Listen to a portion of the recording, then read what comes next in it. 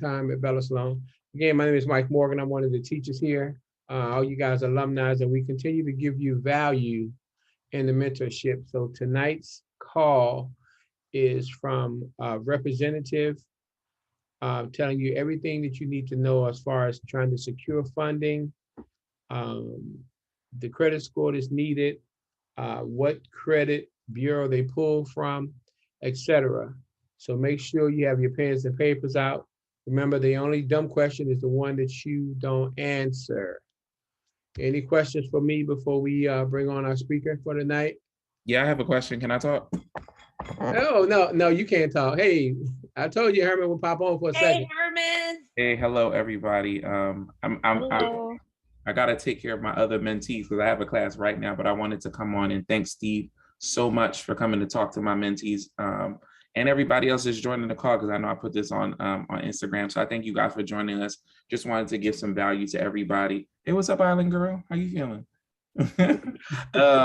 And again, shout out to Mike for always getting us really important guests to continue to feed our community. I thank you everybody for coming, but I'm gonna go teach my mentorship. I want to thank Steve. We're recording this call, so we're gonna send out the recording to everybody if you guys have to hop off, but we wanted to give you some value. Steve, thank you so much for talking for everybody. I appreciate you. Oh, for sure. You know, anytime you need me, I got you, bro. Absolutely, man. So the class is yours, the floor is yours. We'll talk soon. All right. All right, Steve. Yes, sir. Like you got anything you gotta say, or I'm good? No, go ahead, Steve. You're good. All right. You can share the screen if you need to. Yeah. You said what? You can share screen if you need to. Nah, I don't need to do that. All right. So my name is Steve. I'm the owner and founder of Legacy Consultations. It's a credit repair, credit restoration, banking consultation, and business funding business. Can you ask Steve if I was available for California? Oh yeah, we'll get to questions for sure. Little background about myself. I was in banking for 17 years. I did everything. I was a teller, I was a personal banker, I was a branch manager, and I was a senior sales manager. July 22nd, I walked from the bank to become a full-time entrepreneur. In my last job, I was ranked number 16 in the company. There was 1,766 people in my position. I was number 16. I was number 1 in small business in the entire company. I was number 1 in small business credit cards, quantity, and dollar amount. So I got the most people approved for the most amount of money. I say all that to say, I know what I'm talking about when it comes to getting you this funding. All right. I know the class was marketed like, saying Key Bank. I feel like if I was telling you how to get funds at one bank, I'd be doing you a disservice. So we're gonna talk about how to get funding everywhere. All right, we're gonna talk about what you need to do to get funded for your business, how your personal profile needs to be set up, how your business needs to look, what you need to say. We're gonna walk you through everything. I typically do a Q&A at the end, but if you got questions, put them in the chat. If it's, if I'm inundated with questions throughout the entire time, I'll probably save them to the end. But if, somebody has a question here or there, I would definitely get to it if it's, about what I'm talking about at that moment. So before I get into everything, I just want to say this. It's the biggest problem, or like I'm gonna say, not even a problem. The biggest mistake people make when it comes to credit repair is when they decide to start. All right, people typically wait for an emergency before they start. Oh, my car engine just went. Oh, I'm about to get evicted. I need to get into a new house. Or my new personal favorite is, damn, I just paid all this money for this mentorship. Now to learn all these new different ways to make money, but my credit's not right and I can't make this money. I speak for a bunch of different people, a bunch of different, entrepreneurs out there. I speak at their classes, and there hasn't been one play that I've heard that doesn't require good credit. So I'm urging everybody in here, don't wait for that emergency to get your credit repaired.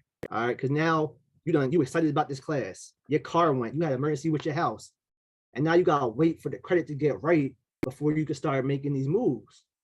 Get it fixed now, and that way, when the opportunity arises or an emergency happens, you already in the position to secure your funding.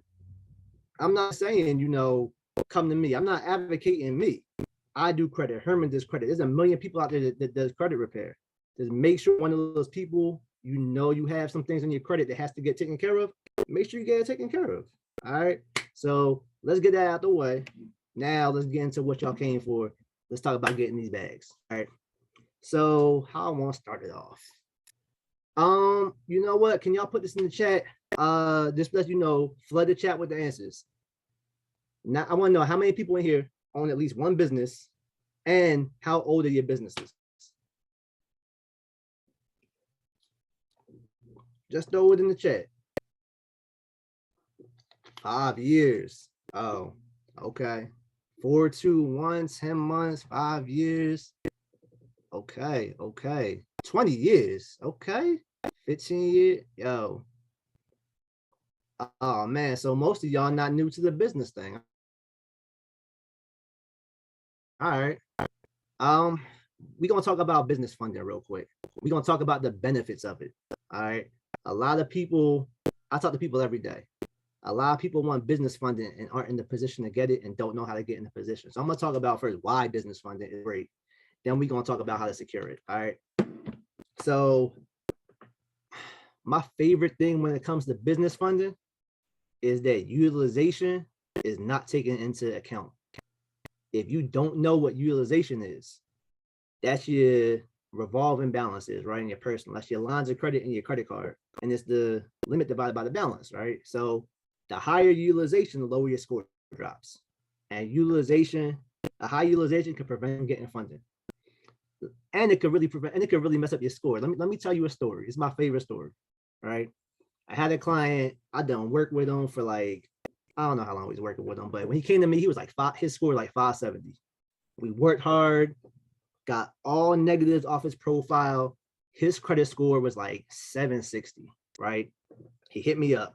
Yo, Steve, my score is 760. You see that? I said, yeah, bro. Like, congratulations. Yo, I'm about to go out to celebrate. You want to come through? I'm like, nah, go ahead, do your thing. A month later, he calls me, spazzing. Yo, my score is 600. I said, all right, chill. Let me bring it up. I bring it up. I said, you don't have no new late payments, no collections on your accounts, no new accounts. Like, did your utilization go up? He said, yeah. I said, all right, well, like, what was it? Like, I'm hoping it's something that made him some money. He said, bro, that day I called you to celebrate, I took 10,000 off my line of credit and I bought the bar out. I said, what? My man's score dropped over 160 points just because his utilization increased. He didn't have any new late payments, no collections account, no new accounts showed up. Just because his utilization increased, it dropped his score. All right. On the business side, utilization does not exist. All right. You can max out your business card. I have personal cards. I got business cards. All right. My personal cards, I keep my utilization 10% and under. All right. I know y'all hear 30% is the magic number. I'll get into why we want to keep it lower than that. But my personal cards, I keep low. My business cards, I can say my wife ain't here right now. I'm maxed like 4 of them things out. All right. Like my business cards are maxed out. And the reason being, 1, it doesn't affect my credit score. And 2, I can make the minimum payment every month and be okay. All right. The minimum payment on your credit cards is about 1 to 2%. All right. So 2% is what I'm paying on my cards each month. Now on the personal side, I can't do that. So I went on 3 vacations this summer, right? I have a travel card. It's on my personal side, it gives me the best for it. So I put all the vacations on that card, but I had to pay that card off because on my personal, if I didn't pay that card off right away, now my utilization increases, my score decreases. So utilization is super, super important. All right. It can prevent you from getting funded. It can prevent you from, or it can make your score drop significantly. All right. The second reason I love business credit, those inquiries, they out of here. If you're applying for business funding, you should not have any inquiries. All right. You can always get your inquiries removed because you have your personal credit, you have your business credit. You're the PG, you're the personal guarantor. So when you applying for business funding, the inquiry is going to show up on your personal credit, right? But the product will show up on your business credit, and they don't talk to each other. So you can always get the inquiries removed 100% of the time. All right. You can also get inquiries removed if you apply something apply for something on the personal side and it gets declined.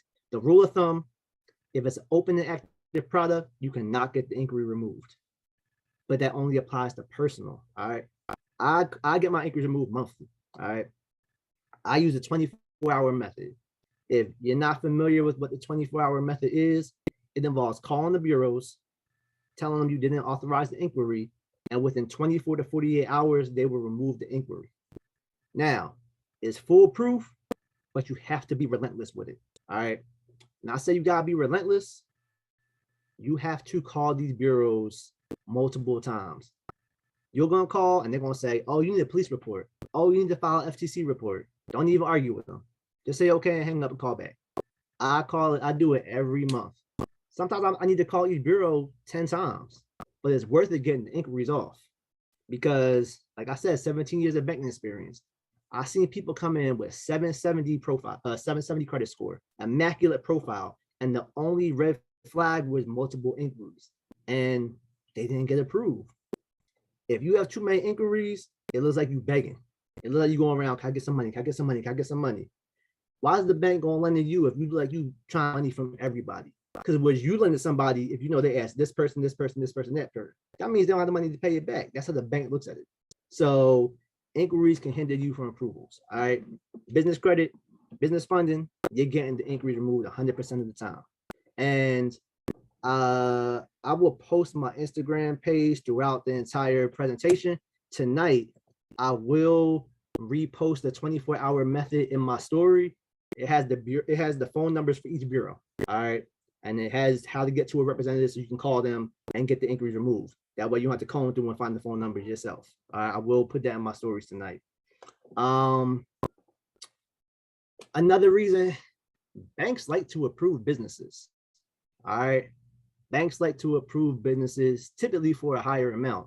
The reason being is banks want your business to succeed, and they know, statistically speaking, if they're the one that gives you the money, you're gonna come back to them. All right. So banks want your business to succeed. How many inquiries is too much? My rule of thumb is 5 per bureau, no more than 5 per bureau. All right. But they want your business to succeed. So I'm gonna give you a scenario like me, Steve. If I go to the bank as myself, not my business, as myself, I ask for a $50,000 unsecured loan. Unsecured means it's not attached to anything. Not a home, not a car, not a piece of equipment. Basically, if I don't pay it back, they're taking a loss. If it's secured and attached to something, I don't pay it, they take it back and they sell it, and they still lost, but not as much. They were able to recoup some funds. But if I go and ask for a $50,000 unsecured loan, I make a good amount of money. I have immaculate credit, right? They're not gonna give it to me. Chances are they're not gonna give it to you because it's too risky to give a person a $50,000 unsecured loan. On the contrary, if I went as my business, right? If I went in there as legacy consultations, it's the same credit score. It's still my same income because I'm PG in it. They can approve my business for it. $50,000 strictly because it's a business loan and not a personal loan. They want businesses to succeed, and they're willing to pay, give businesses the money because they know if a bank gives me $50,000 or $75,000, why am I not gonna come back to them for something else, right? Where if this bank only gave me $5,000 and I got $75,000 from them, I'm gonna go to this one. This could be my primary bank. So those are the benefits. All right. So let's talk about I guess how to secure it. Let's talk about that. So I'm not a big Net 30 fan. And if Herman was in here, he might hit that button and y'all might not see me no more. But I'm not a big Net 30 fan. The reason being that to me it's unnecessary. All right. And let me put a caveat on that. It's unnecessary if you have good credit. All right. If you have bad credit, while you're getting your credit repaired, you can get Net 30 accounts, but you don't have to. You can get, if you have, say you got all these Net 30 accounts, right? Now you got a bunch of envelopes and paper and stuff in your room that you're never going to use because you got to order something, the vendor accounts, right? You're paying them every month. You have 3 to 5 of them, and your business credit is perfect. Your business credit is immaculate, but your personal credit is trash, right? Now you go to the bank for funding. What's going to happen? You're the PG. They're going to pull your personal credit. It doesn't matter how good your business credit looks. They're going to go, all right, you have great business credit, but your personal credit does not dictate you can have this loan. And now you decline. On the flip side, if you have good to great personal credit, right? And no business credit, you can get funded. You can get funded. I'm going to use myself as an example. My very first business credit card, my business was 1 week old. I had 0 clients. I made 0 sales. I didn't even know what I was doing, right? My first business card, I was approved for $20,000 for PNC. The reason being, because my personal credit dictated it. If it was the flip side, I had bad personal credit, but I built up all these net 30s and everything for it, it wouldn't have mattered. You're PG in it, all right? The easiest way to get approved for business funding is by leveraging your personal credit, all right? You can do the whole net 30 thing, but it's going to be few and far in between where you can find places that aren't going to require a PG. And if they don't require a PG, they're damn sure requiring something else. They're going to require income. They want to see statements for the last 3 to 6 months. They want to log into your business online account because they want to see that you have consistent deposits coming in, consistent sales. All right, so don't think like, oh, I found something that's non-PG. All right, if your credit isn't what they're going to use to determine worthiness, they're going to use something else. All right, and typically it's how much money is your business making. Key Bank pulls from Equifax on the business side. All right. So look, your personal profile needs to, my theory, or what I believe is you want the cleanest personal credit profile you could have. All right. The biggest thing is your repayment history. All right, your repayment history. So I think too many people focus on their credit score and not enough people focus on their credit profile. Your score is important, but it's not as important as your profile. I've seen people with 754s get declined all the time because their profile wasn't good. Your profile is more important. And if you focus on your profile, I know your score is going to be where it needs to be. All right. So the very first thing is your repayment history. That's the biggest thing. Banks consider anything recent within the last 2 years. All right. 2 years is considered recent. So if you have any late payments, collections, charged off within the last 2 years, your chances of getting approved just got slimmer. All right. Now I say slimmer, like the door is damn near closed. If you have multiple late payments in the last 2 years, you're not getting approved. All right. Now we talking about, let's go further than 2 years, right? One late payment, okay, it happens, right? The banks know that. But if you have multiple, even if they're over 2 years, they could be 5 years old, and you have multiple late payments, it still shows like, at a point in time, this person wasn't responsible. This person wasn't paying things. And you could have a legitimate reason. It could have been, you were sick. It could have been something with the family. But underwriters don't look at that. Underwriters, when they look at you, all they're looking at is the credit profile. They don't care about any type of story, no matter how legitimate it is. All right. So your repayment history is super important. We already talked about the next thing. That's your utilization. All right. Having utilization at 30% is okay. But if you want to get funded for a large amount, you want it under 20%. All right. Under 20%. The reason being 30%, that's the max. So if you come in with the max utilization, they're going to scrutinize you more. Or they're going to say, all right, we'll approve this person, but instead of giving them 25,000, we might give them 5,000. So get that utilization down. Once you get approved, you can run that utilization up if you need to. But what you want to do is secure the funding first. All right. Your credit score, I don't like applying less than 700. All right. The reason being, let's say the minimum credit score for this particular bank that you're going to is 660, right? You walk in with 660, that's the minimum score. You're gonna walk out with the minimum amount they could give you. I don't just want you to get approved. I want you to get approved for a larger amount. So my rule of thumb, call the bank, find what the minimum score they're looking for is, and I want you to add 40 points to it. All right. So if they say 680, you want at least a 720. If they say 660, you want a 700. No bank is going to say you need a 700 to get approved. All right. They all have a minimum scores, all under 7. But if you want to increase chances of how much you get approved for and your chances of approval, you want a 700 or higher. All right. Your inquiries, we talked about that, mad important. If you have a lot of inquiries, look at the ones that aren't attached to open accounts. Do the 24-hour method, get those inquiries removed. 100% get them inquiries removed. Like I said, I've seen people come in with 30 inquiries and everything else in their credit profile is perfect. And they got declined because it's too many inquiries. They looking for money. So if you can get it removed before you go for the funding. I want to dispel a myth, right? Because I talk to people all the time. A lot of people tell me their score is low because their debt to income is high. Your debt to income is not on your credit report. Your debt is on your credit report, but your income is not on your credit report. It can't be, because your income can change the same job. You can get a new job and your income could change. Your income can fluctuate. So here's my rule of thumb. Whenever you're applying for funding, as long as it is not a home loan, you're going to increase your income. You're going to inflate it. All right. When I say inflate it, I don't mean by a little bit.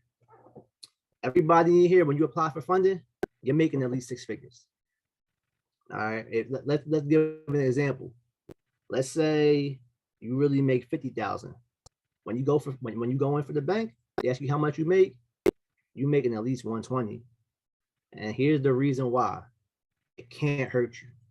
It can't hurt you at all. These are the only possible outcomes that I'm about to give you.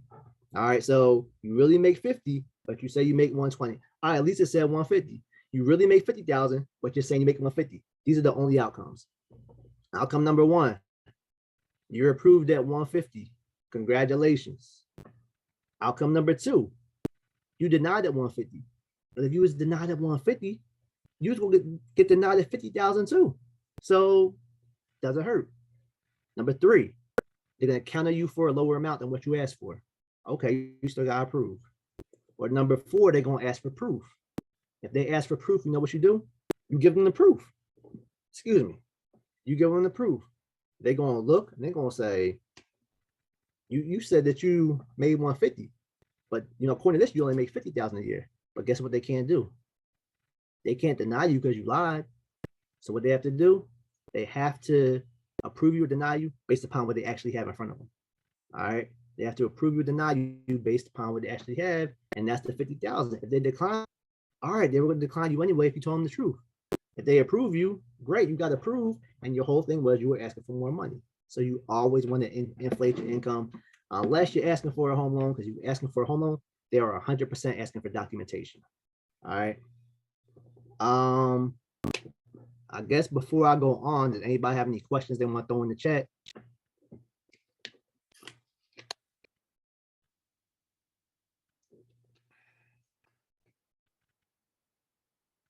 Yeah. Hey, All right, Steve, you can kind of breeze through the chat. There's already a couple questions in there already. Yeah, I answered some. Okay. I think I answered all of them. Can you remove a negative account tied to your current address? Yes. You 100% can remove a negative account tied to your current address. Can you remove inquiries from credit limit increases? No, because that count is if it's a limit increase. If we're talking personal, the answer is no. If it's business, the answer is yes. But if you're talking personal, the answer is no, because it's attached to an open product. Whether if that specific inquiry wasn't for that increase wasn't you obtaining the new credit, it's still attached to an open product, so you can't remove that inquiry.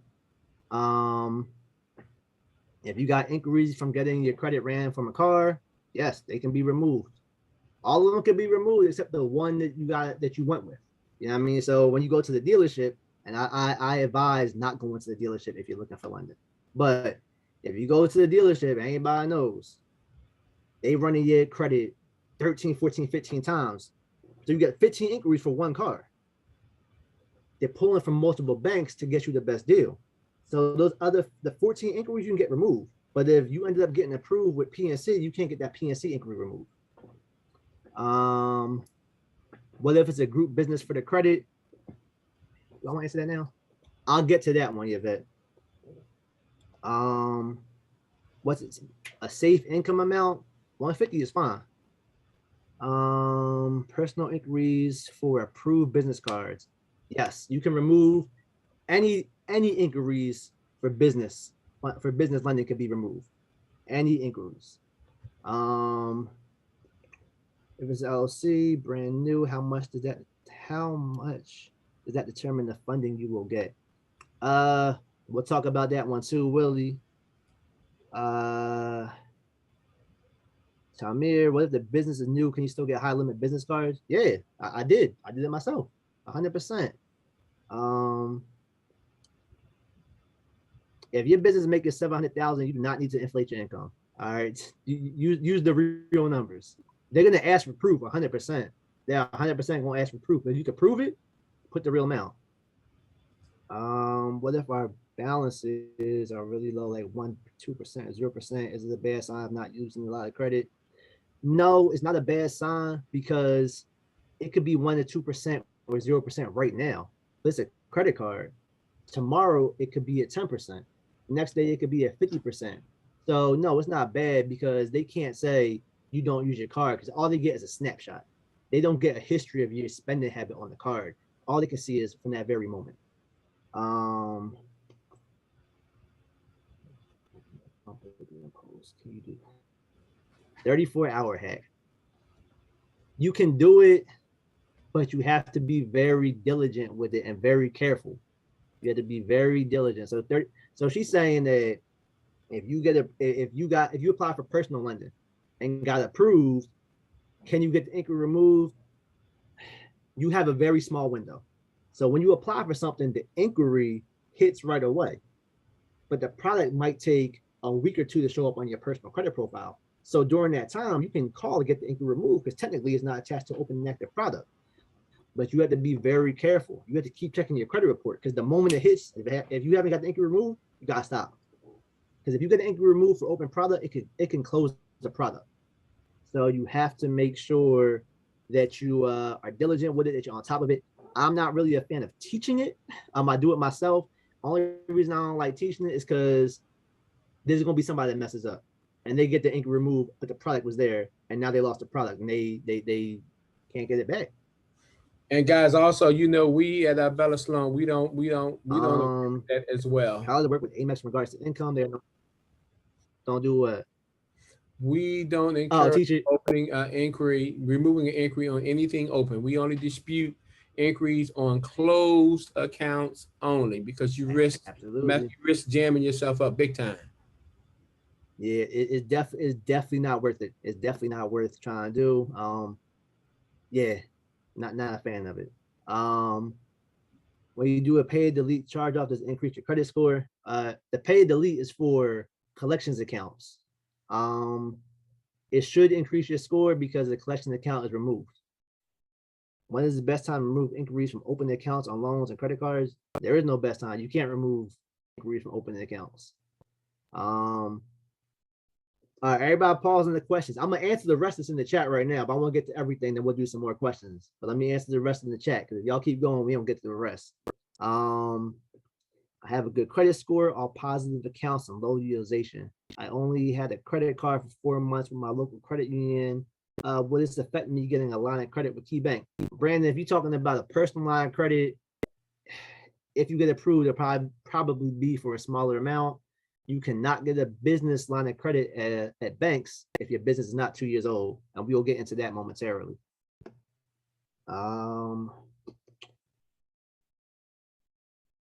I can't say if you will get approved. I'm gonna say So I'm talking to Lisa, you have a collection account, but it only shows on my TransUnion. Will I get approved the key? I can't say if you will or won't. But not having that TransUnion and not having that collection showing is a positive. We just answered that. I don't work at the bank anymore, so no, you can't come directly to me to run your loans. I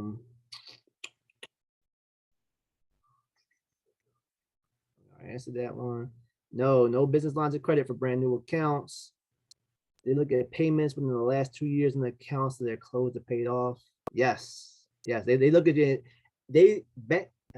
Underwriters are gonna look at your entire credit report. They're not going to just look at 2 years. They're looking at everything in the report that's on the report. They will look at.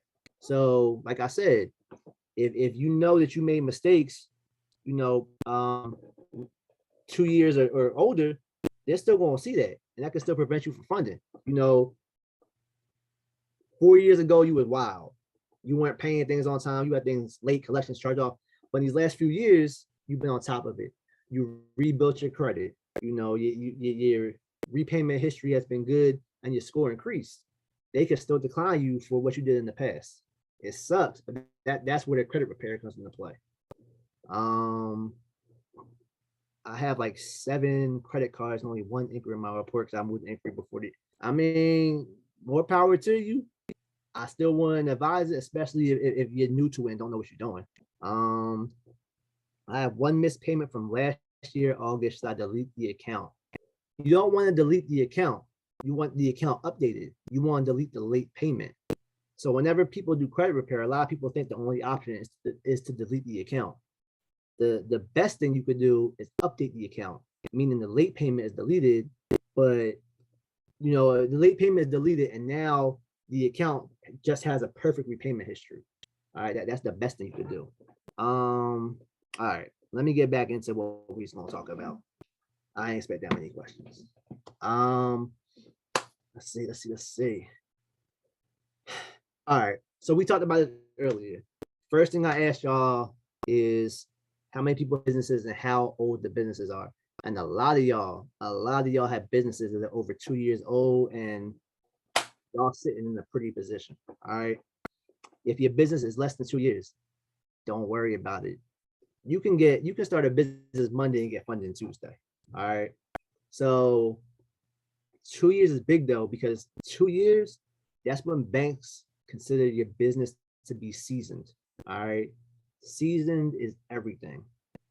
The reason 2 years is important is because if you look at the stats, most businesses fail within the first 2 years. So if your business makes it 2 years, banks feel like, oh, you're less of a risk.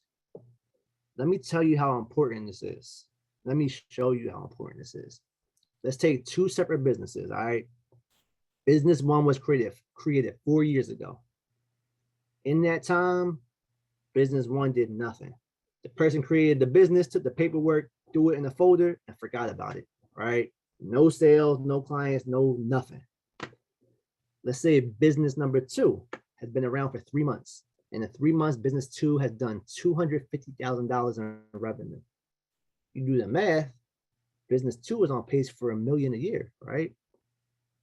Between those 2 businesses, business 1 can get more funding than business 2. The reason being, business 2 is 2 years and they're seasoned. And that makes the world of a difference. Business 2 is eligible for business credit cards and business lines of credit. Business 1 is only eligible for business credit cards.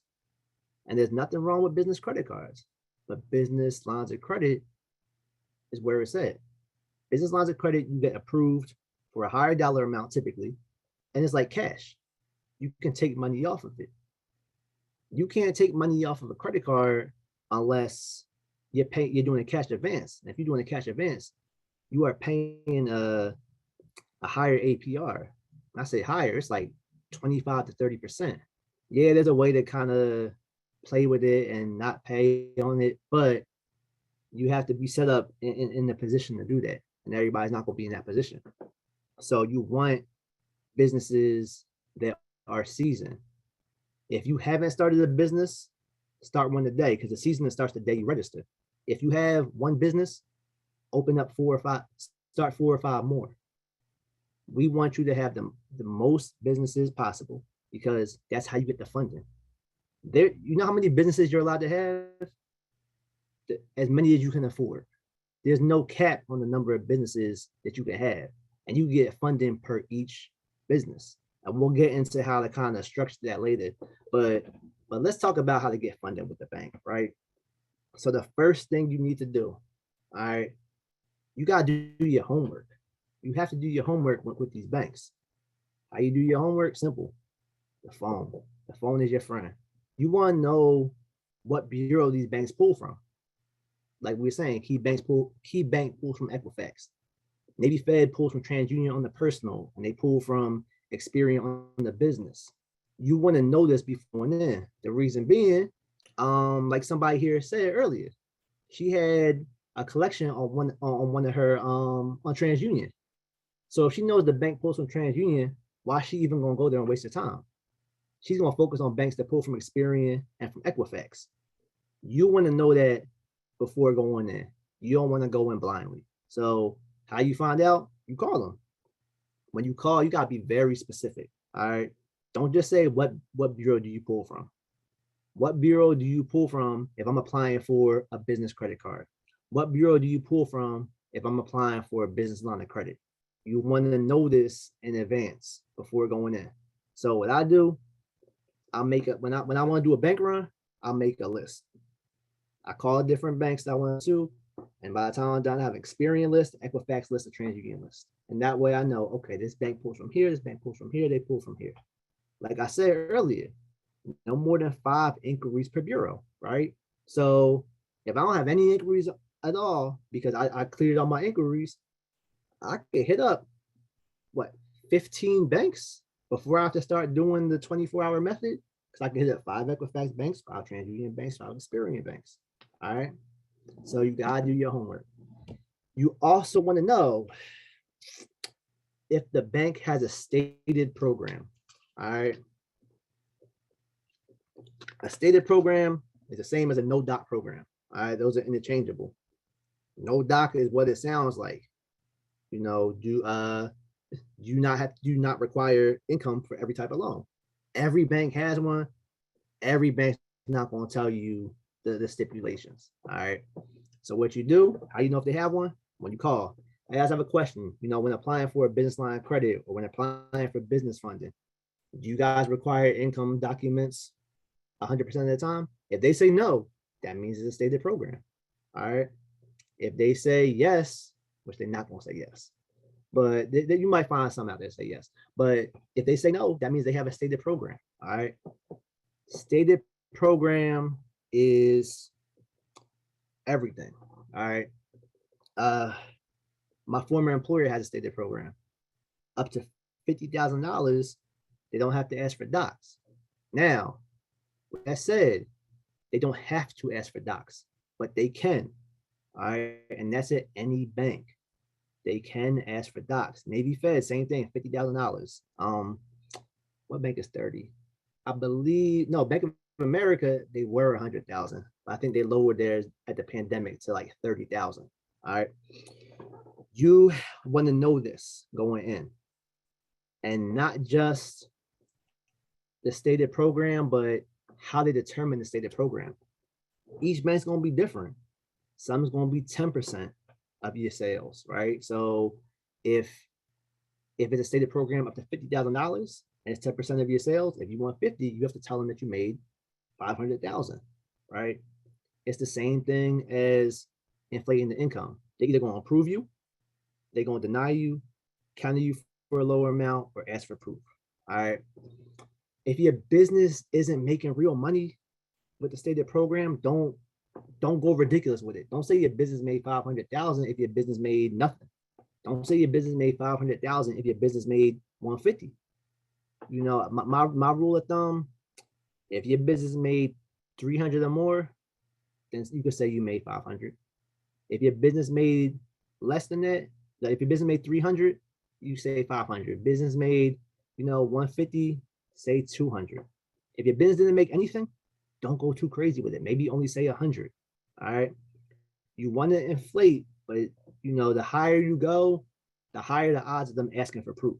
Maybe Fed pulls from TransUnion on the personal and they pull from Experian on the business. Do I have a bank list? I think me, Herman, Newt, a lot of us had the bank list, but that's like gold. I don't think nobody's giving that up. But you have to make sure that if they have a stated program. So you have the list of banks you want to go to, you know which ones do the stated program, right? Any bank that you're doing funding with, that you want to do funding with, you want to open a business checking account with. The reason being, banks have gone to a relationship model. Relationship meaning they want more than just, they want you to have more than just lending with them. They don't want to feel used, right? So you want to open up a business checking account if you're doing lending there. The reason being, you want them to feel like they're going to be your primary banking institution. Even if they're not, your job is to put them at ease and make them feel like they are. So how you do that? You open the account. Now, when do you apply? When you apply, all depends on how much money you can put in the account when you open it. If you can open the account with 1,000 or more, you apply that same day. All right, the exact same applying. If you don't have those type of funds that you can't deposit in the account when you're opening it, open the account and you're going to use the account for 2 to 3 months and then apply. Both of those ways makes the bank at ease, right? If you're putting a 1,000 in, it makes the bank feel like, oh, they're all in with us. They made a significant deposit. If you don't have the money to put in, but you put some money in and then you use the account, the bank's like, oh, this person is using their account, they're all in with us. At that point, it makes you less of a risk to them. It makes them more comfortable to approve you. So you apply online or when you open the account. Well, if you're depositing $1,000, you're applying while you're there. You can apply while you're there if you're depositing that 1,000. I'm old school. You can apply online. I'm a big fan of applying in person because I want to build a relationship with that banker. Excuse me, because I want them on my side to advocate for me. All right, so let's talk about my PNC one, the $20,000 card. I got 20,000, but when I first got my approval, it was for 12,000. And my banker called me all happy, and I was like, oh. He was like, well, what's wrong? I was like, I was kind of hoping for a higher amount. And he was like, well, how much did you want? I was like, at least 20. So he called the underwriters and advocated on my behalf, and they increased it to 20. You can, if you apply online, you can do the advocating yourself, but having somebody at the bank advocate for you it holds more weight, right? Like, you always gonna want more money, but having somebody at the bank say, you know what, I feel like this person deserves more money, it holds more weight. So I'm a fan of applying in person. Now, every bank's not in your state, so you can't apply for every bank in person. But if you can, I prefer doing it that way. If my business made 100 to 200, will they ask for tax returns? It depends. They can ask for tax returns. They don't have to. They can ask for tax returns if you tell them your business made 10,000. It's up to their discretion. What's the difference between a business card and a business line of credit? So a business credit card is just the card, right? You get a preset limit and you can't take cash off of it. If you want to take cash off of it, you have to do a cash advance. They're going to charge you a crazy APR. Your line of credit is like cash. So let's say you get approved for a $10,000 line of credit. That $10,000 sits in the line of credit, separate from all your other accounts. It's accessible to you as you want it. So, you have 10,000 available. If you take 5,000 out, you only pay back on 5,000, and whatever you pay back is available to you again. So it's revolving. All right. You can write a check against it. A lot of banks give you a debit card, or you could transfer the funds to any other account, whether it's at that bank or another institution. So the line of credit is more accessible and it's cash, and there's no higher APR for taking off of it where it is with a credit card. I always get this question. what's the dress code when going to the banks? There is no dress code. Like back in the 60s, you know, you had to be all suited and booted to go to the banks because they're gonna look at you and judge you. The underwriter's not seeing you now, right? You know, you go to a bank, you know, you go to a bank in Philly, the underwriter might be in California. The underwriter is not gonna see you, the banker is gonna see you. And the banker or the underwriter cannot call the banker and say, well what they look like. What color was their skin? They had a hat on, they had baggy jeans. Like they can't do none of that. All the underwriters are gonna look at is your credit profile. So you could dress you want. Look, when I go to the bank for funding, and I got a lot of business funding. All right. I got on my hat, I got on the t-shirt. If it's wintertime, I got on a hoodie, I got on ripped jeans, I got on sneakers. Y'all not gonna deny me based upon my appearance. If y'all do, I'm suing, I'm getting the bag. Like they cannot do that. So dress however you want, whatever makes you feel comfortable, however you want to dress, that's how you dress. There's no dress code going to the bank.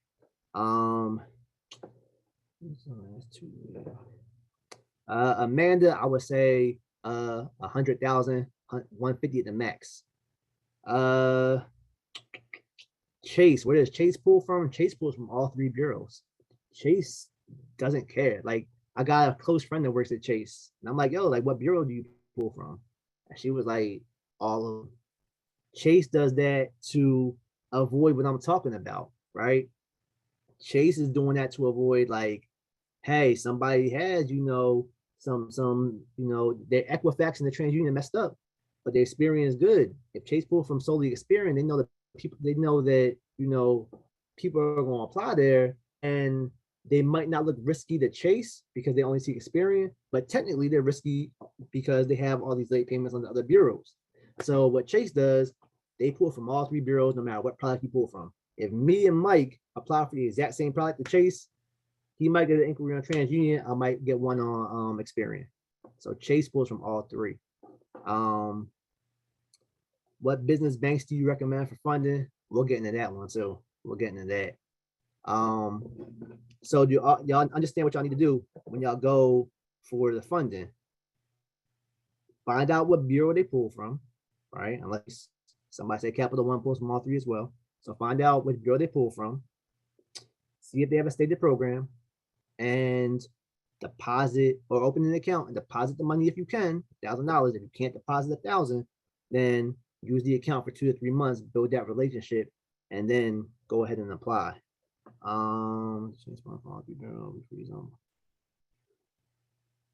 No. So if you freeze one bureau or two bureaus and they only, that's not gonna work, because if they go try to pull from TransUnion, they're not gonna say, oh, it's frozen, well, let's pull from Equifax. Oh, it's frozen, let's pull from Experian. They're gonna say, yo, your TransUnion is frozen, unfreeze it so we can see it. Like they're not gonna play that game. Yes, my company removes late payments, 100%. Well, I guess I'll get to that far end of these things soon, but somebody asked a question that I wanted to answer. Oh, what banks do I recommend? Okay, so I always get that question. There's 3 levels of banks that you want to go. All right, you want to hit these banks first, then these places, then these places. All right, so the first place you want to go to is places that you have an existing banking relationship with. A banking relationship could be you have a personal checking account, you have a business checking account, you have a savings with them, you have a loan with them. As long as it's in good standing, those are the banks you want to go to first. The reason being, they already know you. They already know who you are. They know your spending habits. They know that you are making some money. They know that you're paying things back on time if you have the loan with them. At that point, you're less risky. So those are your top banks, the ones that you have an existing relationship with. Number 2 are credit unions in your area. If you are unfamiliar with the credit unions in your area, simple. Go to Google, type in credit unions near me, credit unions space, whatever zip code you live in. It's going to give you a list, right? Those are what you go to next. Number 3, your big banks, your big boys, your Chase, your Bank of America, your Citizens, PNCs, your Wells, the ones that everybody heard of and knows of. Those are the ones you go to third. Now, if banks that are in group 2 or 3 fall into bank 1 because you have a relationship with them, move into bank 1. but those are the banks, those are the order of the banks you want to hit. All right. Existing relationships, local credit unions, the big boy banks. All right. What is your fee? What's my fee? I don't even talk prices unless I have you on the phone. So if you want right here, in my link tree, there's a bunch of different links. There's my credit repair link. There's a consultation link. If you know you need credit repair, you can sign up on the credit repair link. I'm calling everybody that signs up today, tomorrow morning. If you are unsure of what you need to do next, you know, how to get funding, you can click on the consultation and schedule a consultation with me. Consultation is a half an hour. All I ask is that if you schedule a consultation, you come prepared, because it's your consultation. So you're going to lead it, you're going to guide it, and we're going to talk about whatever you want to talk about. All right. Got business ink card with Chase for 4K. Want to increase a couple months later. Got the nod. So, all right. I'm glad you said that, Steve. So Steve said he got a card with Chase for 4,000. Went to increase it a couple months later and got denied. So when you get denied from any bank, they have to tell you why you got denied. All right. They have to send you something in the mail or through email. And I don't like waiting. So I asked the rep, well, I never got denied. But if you were to get denied, you ask the representative, you know, what's the reason I got denied? They gonna give you a list. It might be one reason, it might be 5 reasons. They gonna tell you why you got denied. And at that point, you got the blueprint for approval. They told you you got denied because of this, this, this. What they're really telling you is if you fix this, and fix this, you can get approved. If it's utilization, yo, pay some things down. If it's inquiries, 24-hour method. If it's payment history, credit repair. But they're telling you why you got denied. So what you need to do is make sure you overcome them things and get approved. All right. A denial ain't nothing but temporary. I had people that came to me, they got denied off the bat. I gave them the reasons, told them what they need to do. Excuse me. Months later, they came and got approved for 50,000, 25,000. So don't let a denial discourage you. It's part of the game, especially when you get into the business funding world and you looking for you applying more than you did with your regular funding, personal funding. You know, some denials are gonna come, but they give you the blueprint. So make sure you overcome that. All right. Oh yeah, you could definitely ask. You could 100%. They need to tell you. And if the representative says, "Oh, I don't know," they need to send you something else. But they have to give you it's called an adverse action, and they send it to you in the mail, and they basically let you know why you didn't get approved. Oh yeah, I can't skip over this. I told you how your personal credit, how your personal profile needs to look when going for funding. But let's talk about how your business needs to look. All right, your job is to make your business look as legitimate as possible. All right. Again, you want underwriting to feel comfortable. So you need to make your business look legit. The first thing with that, you need a business email. All right. You need a business email, a professional email. Let me tell you something. Legacyconsultations@gmail.com is not a professional email. All right. You got to pay for it. My business email is info@legacy-consultation.com. I pay for that every month. It ain't expensive. I think it's like $6.99 or $12.99 a month. All right. There's a million different professional emails that you could use. I use Google's. It's called G Suite, GSUITE. But you need to have a professional email. It just makes you look legitimate, right? Target, you go email somebody at Target, it ain't target@gmail.com. It's, you know what I mean, they first dot last name, you know, at Target dot whatever. Like it's professional. The second thing would be a phone number. All right. Have a professional phone number. There's a million of them out there. All right. Twilio, Ring Central. I like Ring Central. All right. You can just Google, you know, professional phone numbers. They come up. My Ring Central line, it rings to my same cell phone. I don't have two cell phones. It rings to my cell phone, but it rings different.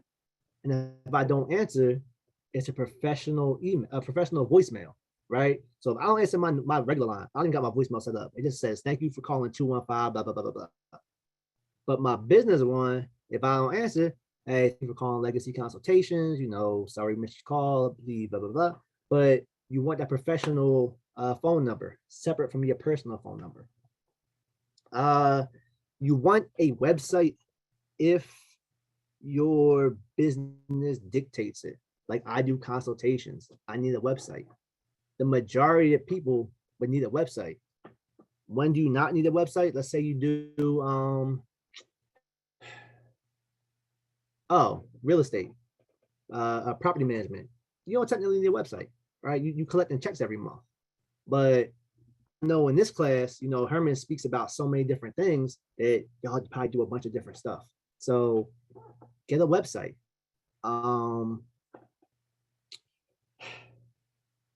Yeah, definitely get a website and professional email. Get an Instagram page. All right. They know they're getting hit. They know that, a lot of people do business through Instagram. So create an Instagram page. You want a presence out there on your page if you're saying your business made money, right? It's 2021. When's the last time you picked up a phone book and the white pages, yellow pages to look for a business? You go on to Google, you go on Instagram, right? So you can go to whitepages.com and or you can go to listyourbusiness.net and list your business. But create an Instagram page. Like you want to have a presence out there. You want to look as professional and as legitimate, or your business needs to look as legitimate as possible. Same thing goes for the address, right? You don't want to use your home address as your address. The repair link isn't working. You don't want to use your home address as your address. You want a business address. If you do not have a brick and mortar, which most people don't, a brick and mortar is the actual building, then what you want to do is get a virtual address. I like iPostal, all right? And for those of y'all with multiple businesses, you can use the same business address or the same virtual address for your businesses. I'm sorry, somebody said my credit repair link's not working on my link tree. Let's see.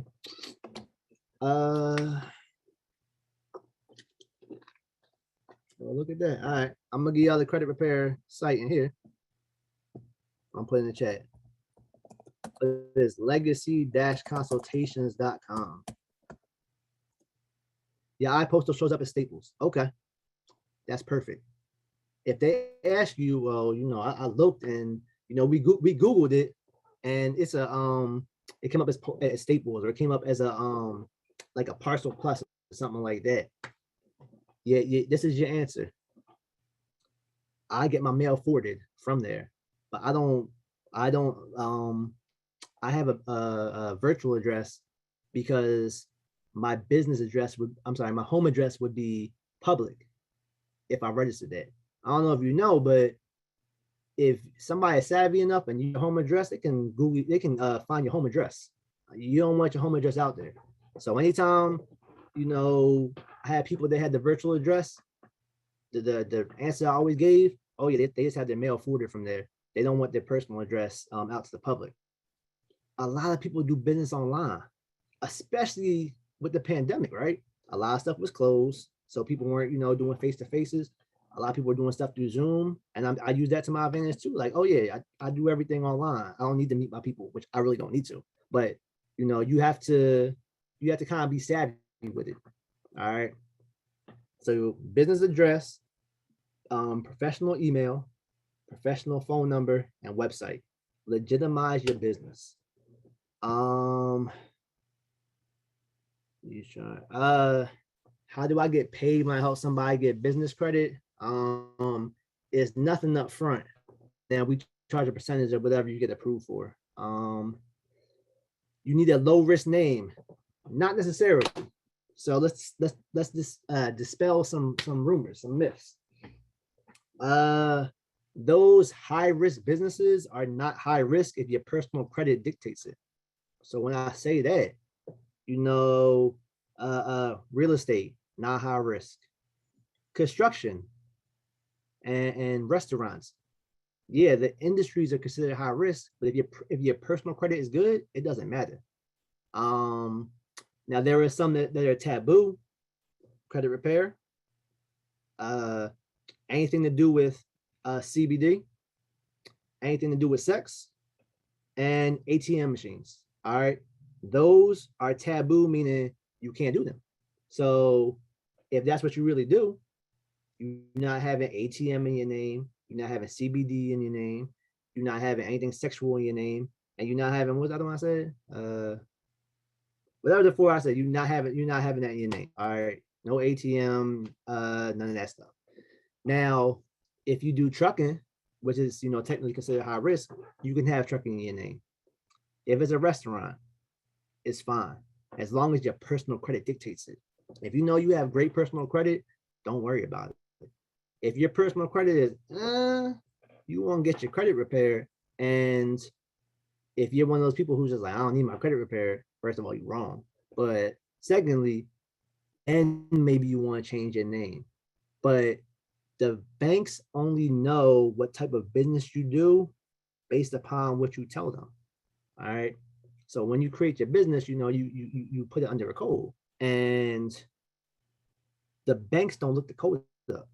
So when I go for funding or I go for banking, it's broad. Legacy consultations. What do you do? I do consultations. What kind of consultations do you do? Business. I do banking consultations. They don't know unless I tell them. So you have to be careful what you tell them depending on your line of business.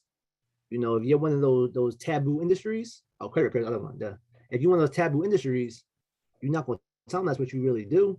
Navy Fed, when I called them, so I'll give you another thing too. When I first got in with Navy Fed, they Googled my business. They were like, "You do credit repair?" I said, "Oh shit, nah, I don't do credit repair." I said, I was gonna do credit repair, and I started trying to get business accounts, and I realized it was taboo, so I just do consultations now. But thank you so much for telling me, because I thought I took that website down. Bam, I'm in, got approved. So what you need to do, if you do a taboo industry and they can look you up, you need to create a dummy page. This is thank you. Somebody else said it because I didn't want to say it, it's not recorded. Yeah, dummy page, right? So that way, oh, that's not my real website. This is my real website. And that site shows them like, oh, he's just doing banking consultations. That ain't my real website, but that's the website I'm gonna give them to put them at ease. Should we get gold and platinum card first? With Amex, go for all of them. With Amex, they if you apply all at once, they just doing the one inquiry. So go for the gusto with Amex. How do you feel about NICS calling the high risk industries when applying for funding? Oh, look, we just covered that. I posted, yeah, we talked about that. What if they search your business website? Damn, look at that. We just talked about that. I didn't even read these. Yes, you would want to create, or you want to have your business address prior to registering. Because when you register, you want to register with that business address. Now, if you're somebody who already registered their business with the home address, you can always amend it with the state. So don't feel like you're stuck with it. You can amend it with the state and get the postal address or Regis or any of these other places that do virtual offices. Have you been pre-approved? Oh, we already talked about that. Navy Fed declined my application for credit repair too. See, you gotta be savvy with it. Go back with them. That doesn't mean that does not mean that decline is forever. You go back, you just tell them you switch the line of business. Nah. 6 inquiries down your report for 2 years. It doesn't matter if the inquiries are 6 or 7 months old. Now you have 6 or 7 inquiries total. But remember, it's per bureau. 5 is the max per bureau. So that 6 or 7, how are they dispersed? That's going to determine if you're ready for funding or not. Again, y'all asking about the score. Look, I'm a strong proponent. 700 or above. If you don't have 700, I would say don't apply. apply for credit card and line of credit at the same time. If your business is 2 years old, yeah. If your business is 2 years old, apply for both at the same time. You don't have to wait. Does credit age matter? It absolutely matters. If you there's people out there with a 750 that have a worse profile than somebody with a 670. You know, that's person with a 670 might just have a high utilization, but everything else is good. You could have a 754 and get declined because what you had, you for the last 6 months, you had 2 low limit credit cards you've been paying on time. Yeah, you've been paying on time and you have a good history, but you only paying for 6 months. That doesn't give underwriters that much to go off of. That doesn't give them that much, you know, they can assess the risk by.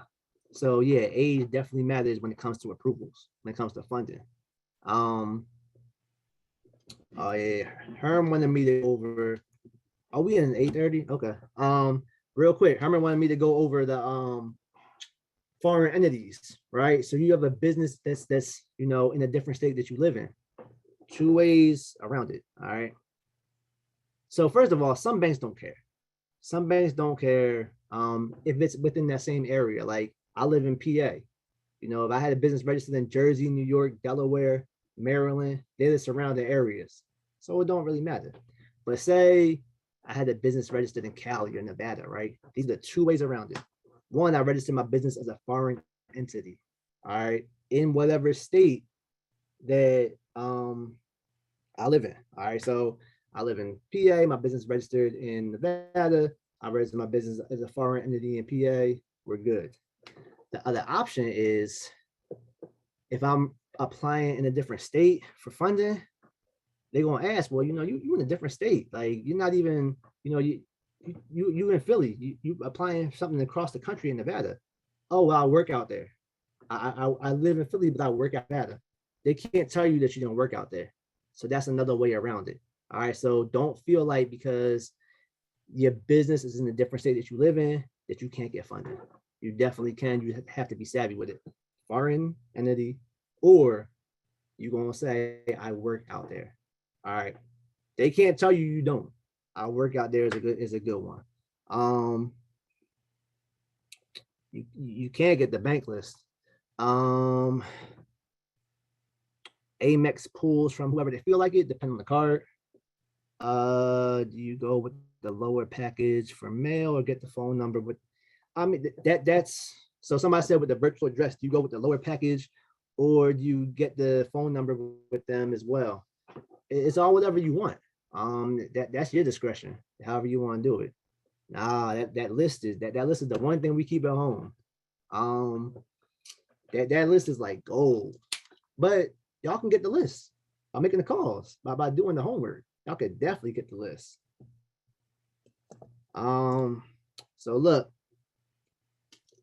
I put my IG in there. You know, my link tree is in there. If the link for credit repair is broken, I'm putting the credit repair site in there too.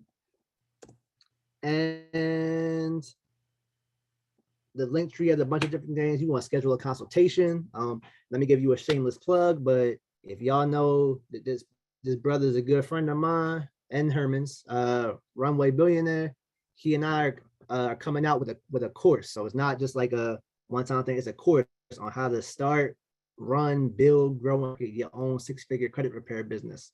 The link is in my bio, the link is in his bio. The pre-register is now. So if you're interested in starting a credit repair business and you know, we're gonna teach you how to make at least 6 figures within your first year, sign up for that. But I want to open it up for Q&A now. Can we get a list through the consultation? No, y'all keep trying to get that list. Like, all you look, just make the calls. Just make the call. And like that's how you build your list. Oh, the site's down in general, so it's probably a link tree. It's probably not. No, I was able to get in my link tree. Hey guys, if anybody has questions, just raise your hand and I'll just call on you. Perfect. Yeah, everything else is working in my link tree right now. So it seems like just the credit repair one is down for the moment. But I'll fix that tonight. Tevin, what's your question, Tevin? Hey, how you doing? What's going on? Tevin? Yeah, sorry. I don't know why I muted Oh, me you again. One of the questions, well, one question I have, because I don't mean to take up so much of your time. It was the You and the Runway Billionaire, because I know I've been watching for a little while, and I saw that you guys were gonna actually start collaborating, Mhm. how to make your first 100,000 in business and things like that. Could you go into more detail on what it is? Because I've always seen it, but I've never actually got the full Yeah, spectrum. for sure. I Hey, mean, we just hey, hey, Steve, he'd what's have to up? do that offline, personal. Okay, that's no problem. Seven, just DM me. I'll talk about that with you. All right, no problem. The real wine, what's your question? Yeah, so I was gonna ask as far as the key bank. So we ain't got no inside person with no direct number to sign up. So basically, are you all saying as far with the key bank, we just need to sign up as a foreign LLC in whatever state that we gonna pick to do key bank and then go after key bank that way? It Or depends what do state we you're have in. a number for somebody that we can directly hit up or My advice to you with doing that is, so key bank is dispersed throughout the country in different states. It's not in every state. It might be in a state that's close to you or in your state. So what everybody needs to do if they want to go to key is type in key bank and your zip code. Whichever branch is the closest, that's the one you want to go to. Like if you in Cali, you don't want to fly across the country to PA. Like you want to go to the one that's closest to you.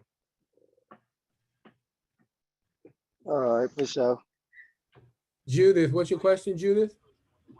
Oh, I was actually gonna talk about the key bank. Like, I did my research and there's a branch in West Palm Beach. There's a branch. No, that one is private banking. So you can't do Exactly. that. With they informed me of that. So there's no way for me to go to that branch to attempt to open up an account because that was actually going to take that trip to that Correct. branch. Correct. You and doesn't let you do the business stuff online, so you have to be in person for that. Exactly. So the one in West Palm, I could forget about taking the drive there. Forget about that one. Yeah. So when you Google, see which is the second closest one to you. And when you go there, because you're gonna be taking a trip, excuse me, they're gonna ask you, you live in wherever you live, close to West Palm, how come you're here? Just say, I work out here. Okay.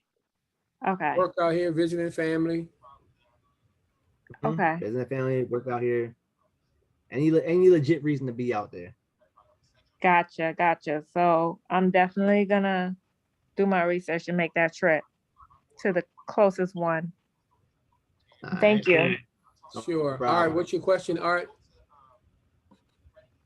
How you doing? My question was, when you're going for funding and you have to show the proof of income, is it a different way that you can do it far as where if your W-2 wasn't there, can you show like what you're making far as with a stub at that point in time when it come to get funding? So typically, you're talking about personal funding? For the business, yeah. Well, if it's business, they're not asking for pay stubs. They could care less. Well, for your first business, using your credit as a personal grantor. That's what I'm saying. Right. So they can't. Typically they don't ask because it's a brand new business. So what type of funds can you really show you're making? They don't care what you make on the personal side. You're just going to tell them, and they're going to really base it upon your line of business and what your personal credit looks like. They're only asking for pay stubs if you're applying for personal. If you're applying for business and they want proof, asking for either bank statements or they're asking for tax returns. And usually they want 2 year tax returns. So would it be smart to try to do personal and business at the same time, or just try to go for one? If you know you want to apply for personal and business at any bank, you're applying for business first. All right. You apply for business, you get approved, get the inquiry removed, and then apply for personal. If you apply for personal first or personal and business together, you can't remove the inquiries if you get approved. Got you. That's what I've been trying Got you. to figure out because I'm close to being able to get funded, but since I've been watching you tonight, I kind of want to get with you with a counselor so I can do it the right way. So I'm glad I just asked you this question. Yeah, for sure, for sure. Appreciate Red you. light, camera ahead. All right, Steve, you had a question in the chat. How do we pivot with the new changes with the credit, the new FICO 10? Start your credit repair now because they can see 2 years back. So with the FICO 10, even if you got things taken off, removed, they can still see. So what you need to do is get your credit repaired now, because not all the banks are using the Papi, FICO 10 permiso, model right water. now. And you can so with the FICO 10, there will also be comments when you dispute something. But to get those comments removed, all you have to do is call the credit bureau. Hey, remove the comments, and they remove it. So I mean, that's the best way I could tell you to do is start credit repair now, and pay attention to your credit report. And if you see those comments on your account, just call and get them removed. But I haven't had anybody that I've dealt with get declined for any FICO 10 reason, saying like, oh, you know what, your credit profile now, but we see 2 years ago you had some mistakes. Like, I haven't had that happen yet. Yeah. So Hector said, what is the actual key bank funding play? Just open an account and exaggerate your business income. That's not the key bank play. That's every bank play. That's for every bank. Are large business loans available for newer businesses? Nah, they're not gonna give you a larger loan for a new business. There's one out there. It's called Bankers Healthcare Group, BHG. They give large amounts.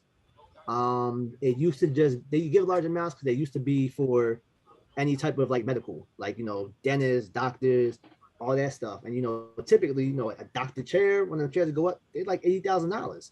So BHG gives large amounts, but they don't have lines of credit. All right, so it's a loan. A loan is different than a line. We talked about what a line of credit is. A loan, you're paying back on the entire amount the following month, regardless of if you use it or not. So if you get approved for 80,000, you're paying back on 80 that following month, which means you have 1 month to start making some moves before you start paying back. But BHG gives out larger amounts, and they give, but they have a higher interest rate. They have a dumb high interest rate. But if you, and they lend to people with lower credit profiles. So if you're like in desperate need, but I'm telling you, if you get approved with BHG, go over everything with them before you decide you're taking that loan. Besides that, there's not many that will lend to a brand that will lend a large amount to a brand new business. But my philosophy is multiple businesses and multiple banks. Let me tell you what I mean by that, right? So multiple businesses, multiple banks. I told y'all earlier, make sure if you have no LLC, start one. If you have one, get 5, or however many you can afford. So this is how you accumulate large amounts of business funding. Let's say you have one business and you take that one business to one bank and they give you $10,000. Yo, congratulations, you got 10,000. But let's say you take that one business to 5 banks and each of them give you 10,000. Well, you got 50,000 right there, right? You got 50,000 in business credit for a brand new business. But say you got 3 businesses and you take 3 businesses to 3 different banks, each of them give you 10,000 per business. That's $150,000 in business credit that you just got right there. So more businesses, more banks. That's the philosophy. That's the motto. I don't care if you will never use some of these businesses. You can still get business funding. We talked about 2 things earlier. We talked about you can start a business Monday and get funded Tuesday. And we talked about having a seasoned business that did no sales, that generated no income, and you could get funding for it, a large amount. So that's why it's more banks, more businesses. Imagine More business, more banks. Yes, sir. Imagine if you had 5 seasoned businesses and they gave you 50,000 per. For at one bank, you get 250. At 5 banks, you over $1 million. That's why you want to start businesses. You want to start them now and let them things season. But a brand new business can get over 100,000 in the first year. You know how I know it's possible? Because I did it. and multiple banks, multiple businesses. Rel got his hand up. How you Real, doing? what's the question? Quick question. Say for instance that you're getting ready to purchase an age S corp, and it's actually out of state, and knowing the fact that you need that virtual address because it actually comes with it. Is there any way that you can get that virtual address before purchasing that age S corp, so everything could look pretty Because it's already established, but what you want to do, without putting a home address? so it's already, so the age one will already come with an address associated with it. So what you're going to do is once you get it, just file an amendment with the state to change the address. All right. All right. Jeffrey, what's your question, Jeffrey? So yeah, my question was in regards to the LLCs when he had mentioned that you can get multiple LLCs and get funding for each one. It doesn't even matter if you're not ever going to use them. So the reason why I haven't went about that process is because my concern is like the taxes and stuff like that at the end of the year, like writing off like if the business didn't make any profits and stuff like that. So what would be your advice in regards to that? I don't know. I got an accountant for that, but if my business didn't generate anything, I'm not. There's nothing for me. There's no loss, right? I'm not writing nothing off.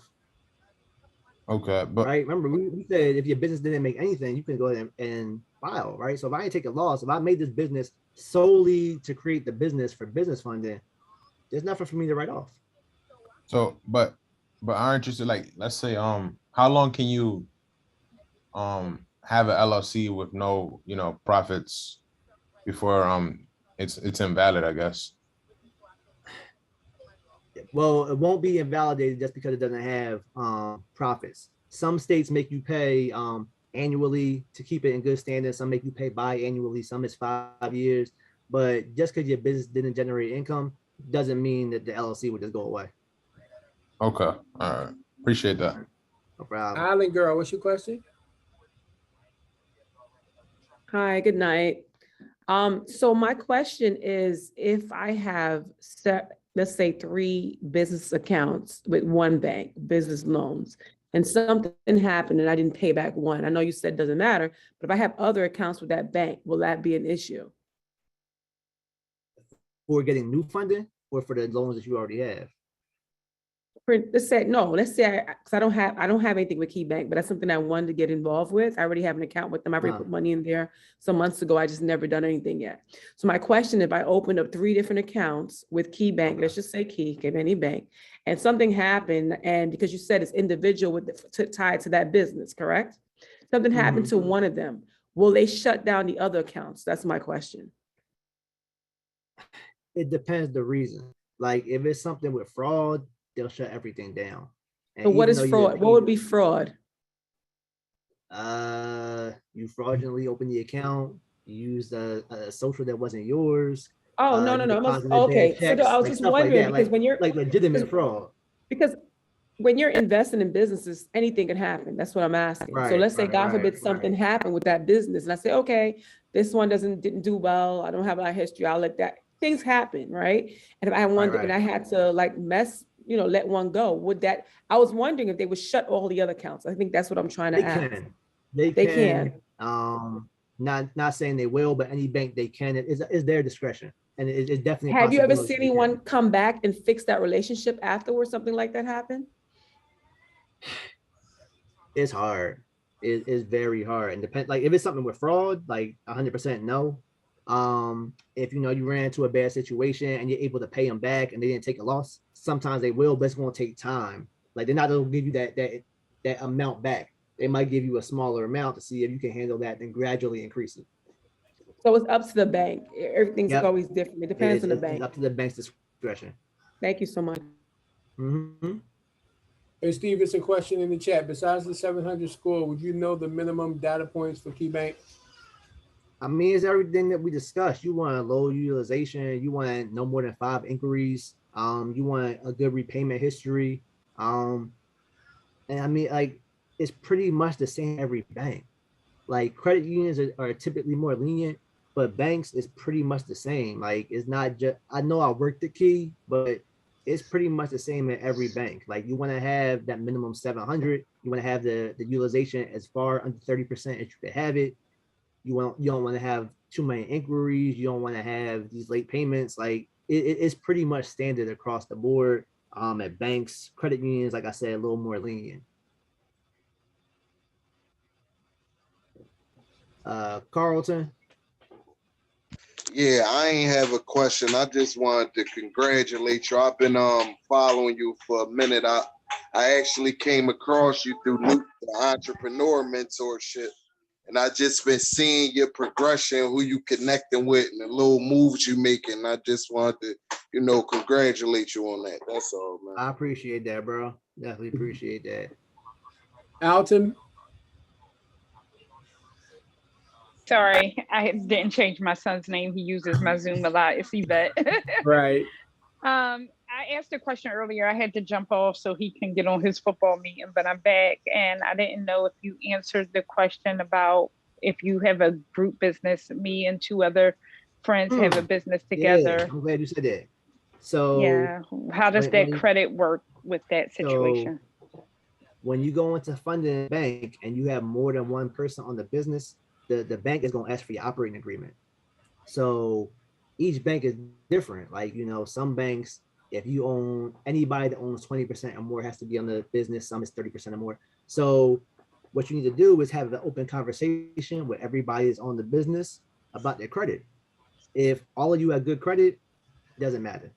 If some of you have good credit, let's say it's 3 people on the business and one person has good credit and the other 2 don't, on your operating agreement, you're going to say that person with the good credit owns 90% of the business and the other 2 own 5% each. The reason you could do it is because the operating agreement is created by you. It's not created by it's not a government doc or anything like that. So if you don't have one, you can just Google operating agreement templates, and then you'll say like, oh, my credit is good, so I'm gonna put me at 90% and put these other 2 at 5% apiece. That way, those 2 won't have to be on the application at all. Okay. All right. Thank you. I guess I got time for one more because I gotta get my son at 9 o'clock, and my dad is old and told me he don't stay up past 9. So I got time for one more question. Guys, we got one more question for Steve before we end.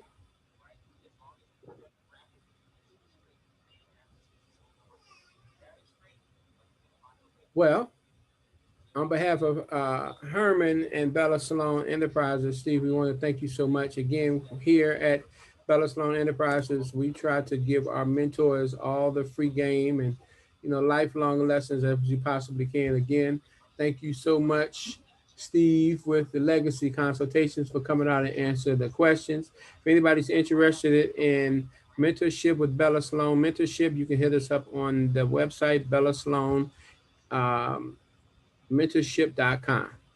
Guys, with that said, we're going to end this Zoom. Steve, thank you so much. We'll talk soon. Guys, have a good night. Thank y'all for having me.